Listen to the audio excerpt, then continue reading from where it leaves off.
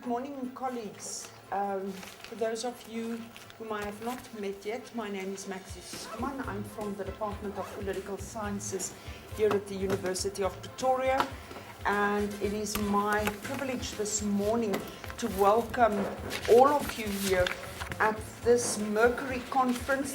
This is the conference that will see the conclusion to a 3-year project. Mark Aspinwall, my colleague from Edinburgh, will say a bit more about that in a moment. It's been a real privilege and a joy to be able to lead this group, Mercury, through the 3 years that we've worked together. And I also want to make a few brief words of thanks.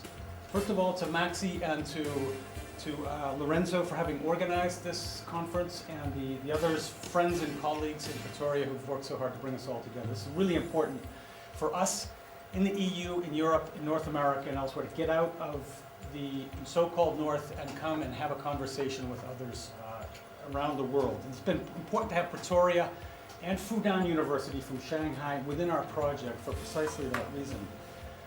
It's been a really impressive project over the 3 years, and I'm going to talk you through it just a little bit. This is one of our road shows, as it were, Mercury on the road. We don't quite have the t-shirts printed, but we have been in various different places, mostly within the EU, to talk about our results.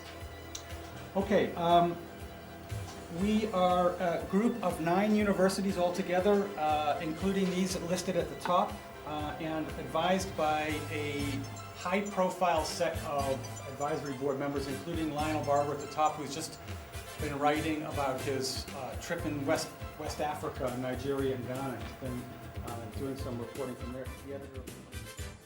That's who we are.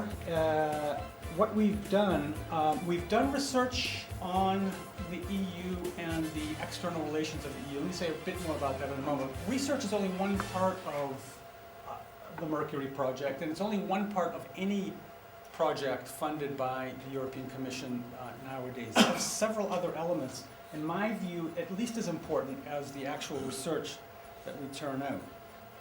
One is outreach and communication, of which this set of meetings here in Pretoria is an integral part. We're also a networking organization. That's among institutions. This is institutional networking, bringing together the 9 partners has been part of that.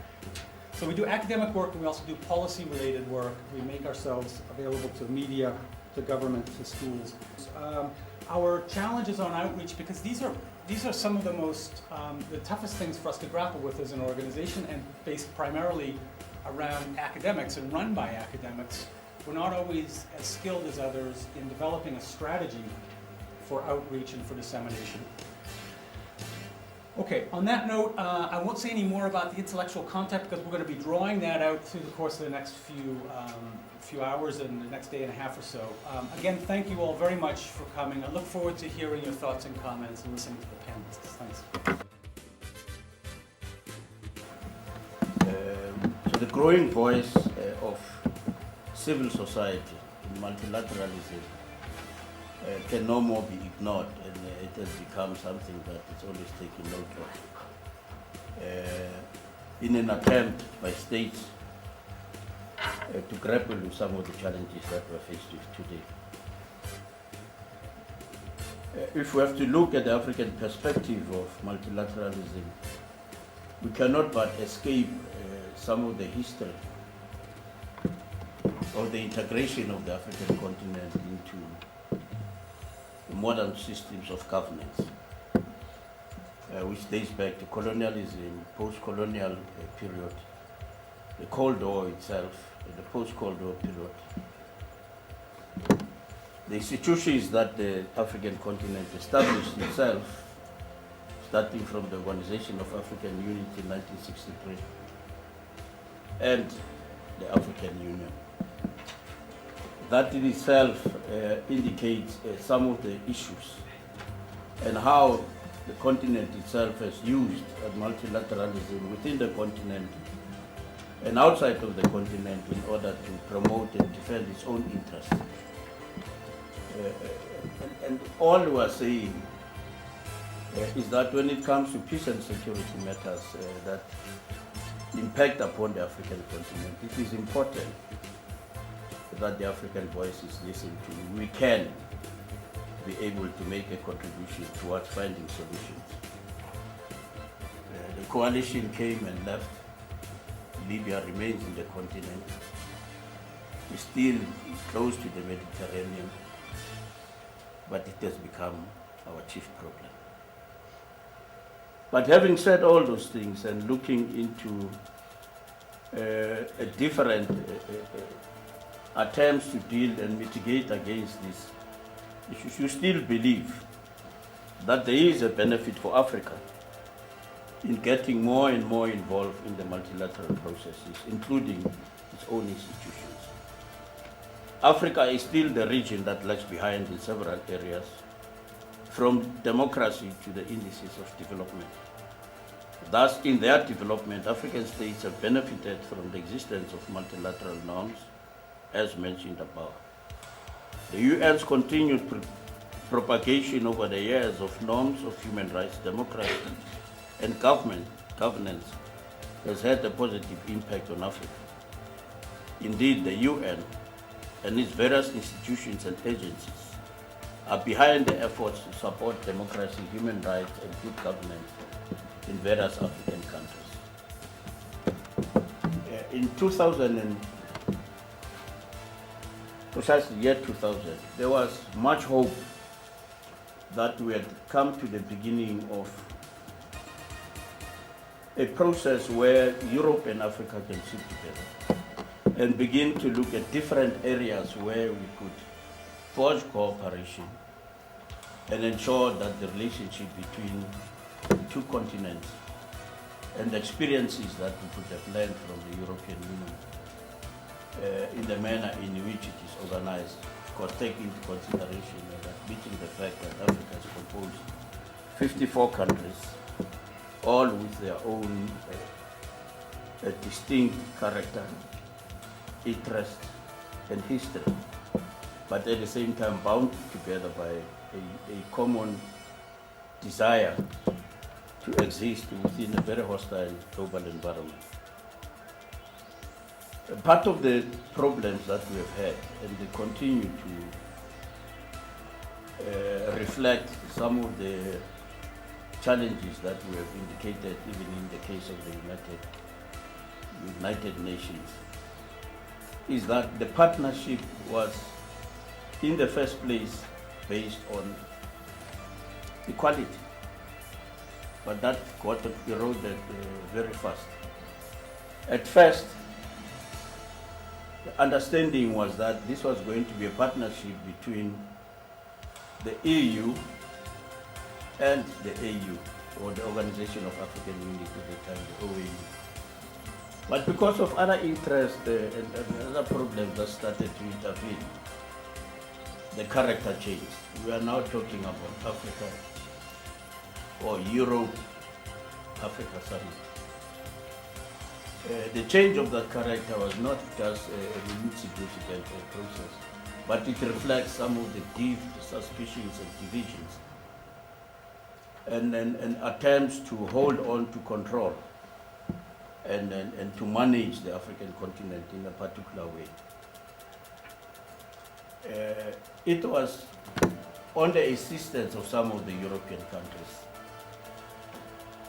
that EU as an institution should not engage the AU or the Organization of African Unity as an institution, but we should have the EU engaging Africa as a continent. When I was thinking about the subject and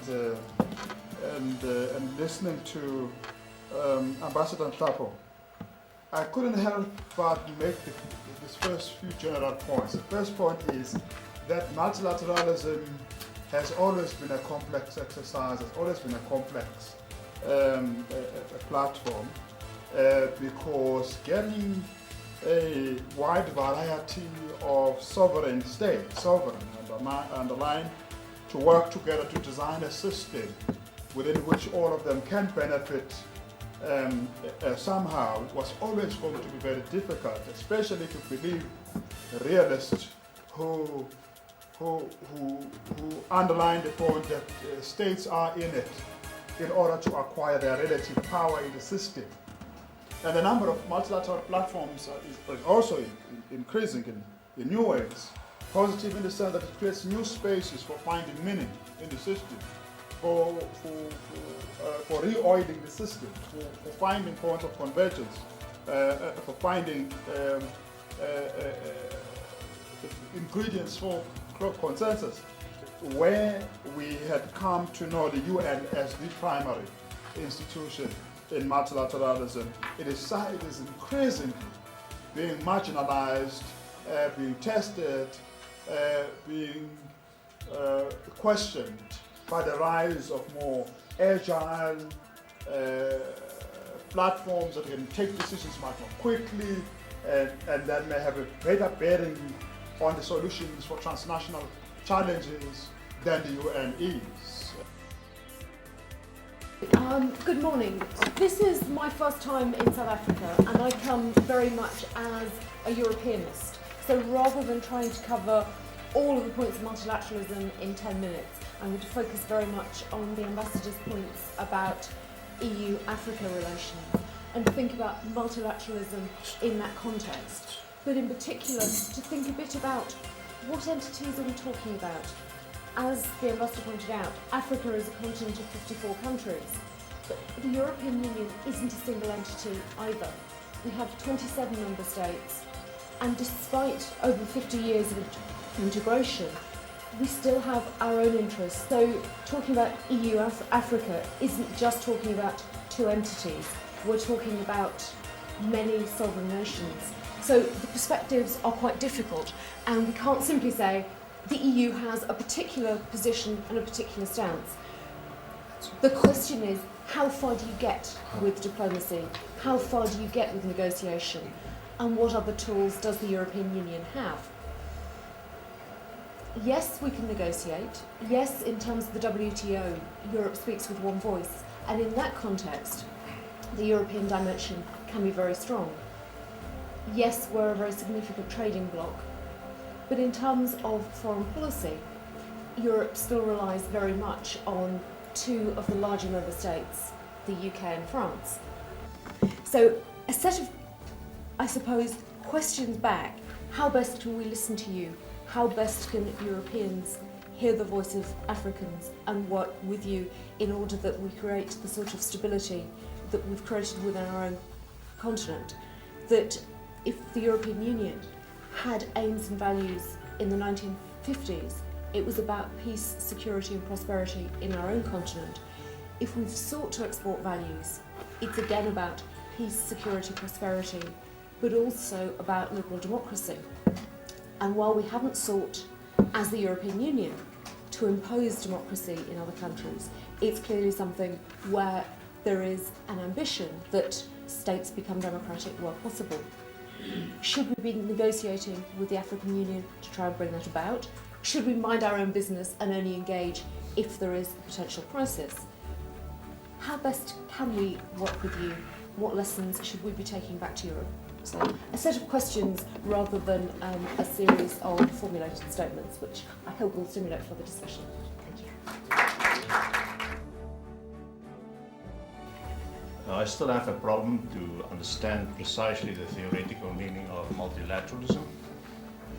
I will speak about it the way we see it in Africa, more a case study sort of thing. So if I'm wrong, Professor Smith, you can tell me afterwards. This Africa as one entity. But both Africa and the European Union, of course, regards multilateralism as an instrument of diplomatic preference, as a best practice to overcome the deficiencies of state actors and to promote the global agenda and self-interest. One must be honest and frank and say that it is a very asymmetrical relationship, given what Europe is, given what Africa is.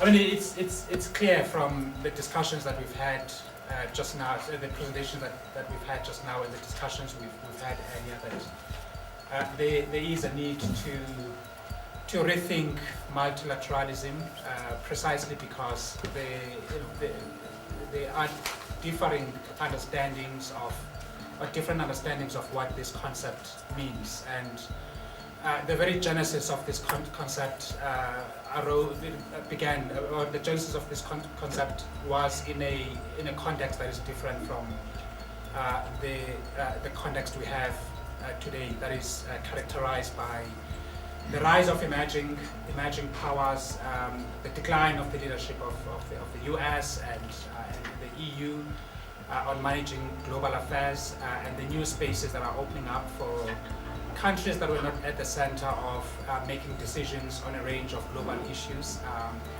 now able to do so. I think my starting point would be that multilateralism as an idea, as a doctrine, remains very attractive, and because it helps to manage a turbulent world system and its associated risks. It helps to foster interdependence and greater cooperation, and certainly it does help to discipline the use of might, of power over rule, and by implication, it asserts the need for a rules-based framework to manage trade, to manage finance and economics, as well as more recently issues related to environment and climate change. If we are to think of a better framework for multilateral cooperation or for multilateralism, we have to give consideration to the importance of trust, confidence building in the system, because there are signs of fragmentation, of mistrust. The EU no longer has as much weight as it did way back then in Africa as a result of the rise of new powers. There are various exclusive multilateralisms taking place. The G8 continues to exist as a lobby group for powerful countries, and that raises very important questions about how do we create bridges across all these different fragmented initiatives, and of course, finally, really balancing pragmatism / interest and what we talk about loosely as norms. Because it's very nice to talk about norms, but are we serious in talking about norms in a pure sense? Because countries continue to have national interests. They need to have efficiency in decision making, which is to mean pursuing and pushing for their interests to be the dominant interests that are outcomes of decision making processes. Thanks. I want to make 3 points. One is to suggest that the foundation on which the current regime of multilateralism was based is no longer sustainable, but that there is no alternative sustainable basis at the moment. And secondly, that the issues that we want multilateralism in global economic governance to deal with have changed dramatically from what they were when the original or the current order was set up. But we don't have a feasible basis for dealing with those issues at the moment. And then, not to leave you totally depressed, to make some suggestions on ways in which we can try and deal with this interregnum that we're in at the moment. How do we adjust to this situation, which could last for a long time? I would say the most important thing is we have to be very careful and very hard-nosed in acknowledging what the limitations on the capacity for reform in the system are at the moment. They're not very great, but that the only way we can move forward is by learning how to exploit the small changes that do exist. And you can do that both structurally and substantively. Structurally, I think it means much more focus for us in South Africa on South-South cooperation. both at a regional level and with organizations like BRICS. It also means forming tactical alliances with progressive elements in international civil society and with other states in other parts of the world. Substantively, it means learning a lesson from Bill Clinton, the president, which was that when you can't win the big issues, you try win the small issues that open up spaces for future change. And there are some that we can use in the short run. So first is institutional reforms of the IFIs to make them more accountable. A focus on the Financial Stability Board, which is of growing significance in the management of the global financial system. It means working on the G20 to make sure that it's more accountable and more responsive to our needs, to African needs. And identifying the issues that allow us to actually win victories and demonstrate change. And in that sense, even though we lost in the battle for the president of the World Bank, which at the end of the day was just a symbolic issue anyhow, is the fact that Africa was united and Africa led the campaign and Africa showed that there are African candidates who are the most credible candidates for the job is a big victory in terms of organizing Africa as a continent. So there are opportunities. I think if we went through trade and other issues, we could find more of them, but I think that's a job for researchers rather than for this discussion. Andy, thank you very much.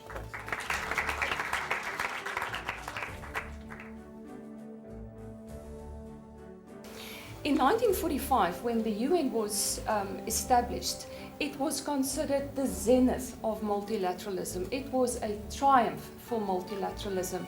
And as the apex of this body, the Security Council became the apex of multilateralism in theory. But what followed was exactly the opposite. It became, in all respects, a failure of multilateralism. And surely we can blame the Cold War for the posturing, for the deadlocks, etc., etc. So the Security Council very much became a victim of changes in international relations. Now, and in the process, obviously, this debate about reform of this entity became more and more pronounced, especially after the end of the Cold War, when the space was opened up for countries such as a rehabilitated Germany and Japan. I'm saying rehabilitated because the Security Council reflected the victor nations of the Second World War. For them to finally stand up and take their place and say we are major contributors to the budget of the United Nations, and yet we don't feature on the Security Council. The Security Council, whether it likes it or not, is being reformed by multilateralism. And that is not just a matter of the identities of the permanent core. Okay, thanks very much, Milan. Well, what I want to talk about is the NATO-EU member states triangle. No Africa in there, right? I will mention Chad once.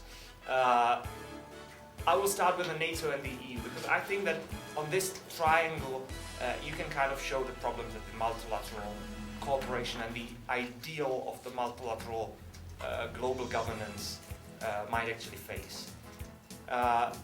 If we take NATO and the EU as a couple, for a long time, or NATO and the European community, for a long time there was no serious problem between the two, because simply they coexisted and they completely lacked any area where they would touch upon each other. NATO dealt with the defense of Europe, European community dealt with the economic cooperation integration outside of the defense area. And the EU, as the newcomer into the security business, needs NATO to help. Now, the interesting thing is that nowadays you can hear talks about something called Berlin plus reversed, which would actually mean EU helping NATO in areas where NATO needs to move but doesn't have the capability. So apparently there is a huge area where the two organizations overlap. So you have parallel processes both in NATO and the EU, but apparently none of these processes leads anywhere. So you end up with, and I'm now mentioning the Africa part in my presentation, so you come up with the operation in Chad and the EU decides that wants to go there, but it takes it a year, a whole year, before it actually finds the capabilities to do it, although the consensus is there. Because you have this room to maneuver for the states that do not want to deliver and simply do not deliver. I think that the example of the EU-NATO relationship actually shows that this missing strategic dialogue between the two leaves too much room for free riders, and I guess you would find that between and among all the organizations that you look at, and complicates the cooperation which otherwise would have been clearly the only option. I've been very fortunate to lead our negotiations on a particular aspect of the United Nations Framework Convention on Climate Change, which is technically called 1B6 of the Bali Action Plan, but essentially deals with the social and economic consequences of response measures, or in other words, trade and climate change from the perspective of developing countries. When one looks at the intersection of trade and climate change, which I'd like to share some insider perspective on how multilateralism works, it really lies at the intersection of two of the most contested regimes, which is the WTO on the one hand and the UNFCCC on the other. And I think while multilateralism to some extent has delivered in terms of the climate change negotiations, and we recently had COP17 in Durban, I think one looks at the outcomes of Durban, the fact that the Americans were so upbeat about the outcomes means that we as developing countries did something wrong. But to some extent there has been a delivery there. But in the WTO, as Nzukisi said earlier, it's over a decade long in terms of the world's longest running trade round. To some extent, the United States is the biggest stumbling block. The European Union to a large degree doesn't matter much more in the Doha round, and the emerging economies have really come of age. It's been quite a struggle to try to come to some kind of agreement around trade and climate change in the UNFCCC. We traveled to two distant meetings in Bonn and Panama City at great expense. We met our partners from the north, and we sat across the table from them, very good friends. Paul Watkinson, who leads the EU, is actually French, not English, and his colleague Dr. Delano Favey, a Dutch national from Suriname. And we try to negotiate around this, but there just is very different perspectives on how we deal with trade and climate change. The EU has a very strong trade interest in this element of the debate. They would like to see trade and climate change dealt with in the WTO, where there are where the rules are not so clear around what is possible and what is not, and it's open to abuse. Developing countries are saying they would like to discuss this in the United Nations Framework Convention on Climate Change. First and foremost, it's climate measures you're taking that have an impact on trade and production. So we don't really have much clarity there.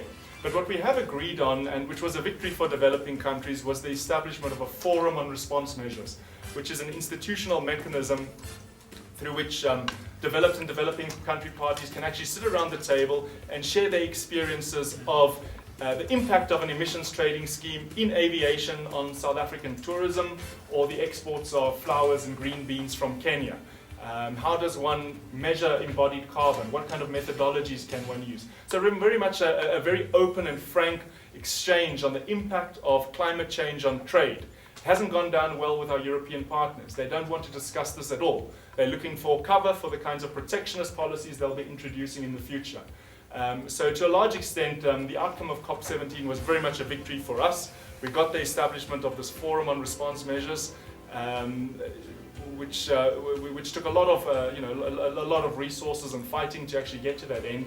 I think the challenge now going forward is for us and our partners in the north to actually work to make this forum a useful mechanism in which we can actually understand and explore better these linkages between trade and climate change. Once those are better understood, we can then move towards the rules, the development of rules which impact on this area. So that's where we are now.